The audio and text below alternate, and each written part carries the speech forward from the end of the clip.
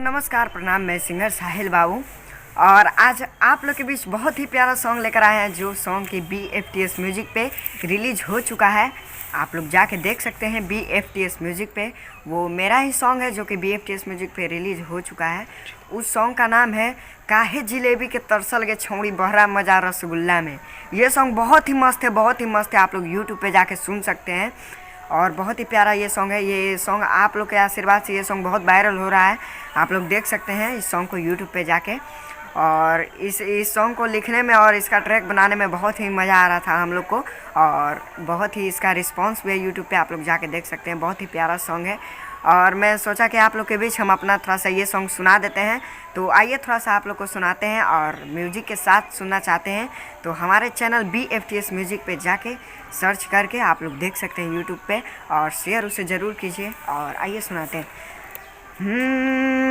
इससे पहले हम आप लोग को गाना सुनाने से पहले हम एक बात और कहना चाहते हैं कि मेरा जो चैनल है साहिल बाबू ऑफिशियल, उसे आप लोग सब्सक्राइब कर लीजिए। अरे घरे तू खैमी की होटल में खैमी आकी खैमी तू खुला में। घरे तू खैमी की होटल में खैमी की खैमी तू खुला में। आ काहे जिलेबी के तरसल गे छौरी बहरा मजा रसगुल्ला में। काहे जिलेबी के तरसल गे छौरी बहरा मजा रसगुल्ला में। घरे में ना होटल में काबू ना हम खैबौ खुला में। और घरे में ना होटल में काबू ना हम खैबौ खुला में। आ जे मजा मिले जिलेबी में छौरा मिले नौ रसगुल्ला में। जे मजा मिले जिलेबी में छौरा मिले नौ रसगुल्ला में। तोरा के खिलैबहु गया बाला तिल कूट गे जाके बनारस में ले देबहु तोरा सूट गे।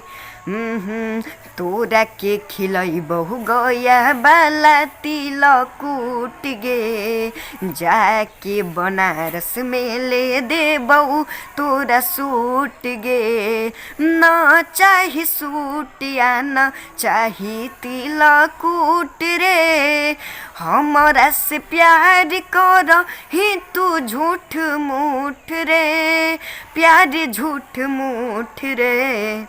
बम्बई जैमी कि दिल्ली जैमी कि जैमी खैरुल्ला में। अरे बम्बई जैमी कि दिल्ली जैमी कि जैमी खैरुल्ला में।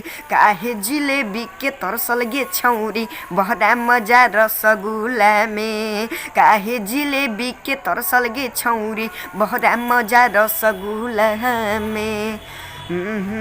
पटना नालंदा बला पार्क में घूमैबहु गे बिग बाजार जाके शॉपिंग करैबहु गे।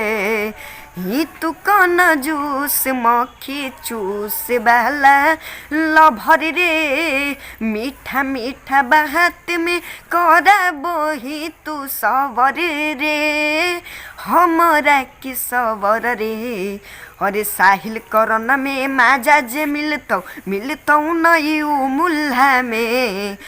साहिल करन में माजा जे मिलतौ नई मुल्हा में। काहे जिलेबी के तरसल गे छौरी बहरा मजा रसगुल्ला में। जे मजा मिले जिलेबी में छौरा मिले नौ रसगुल्ला में।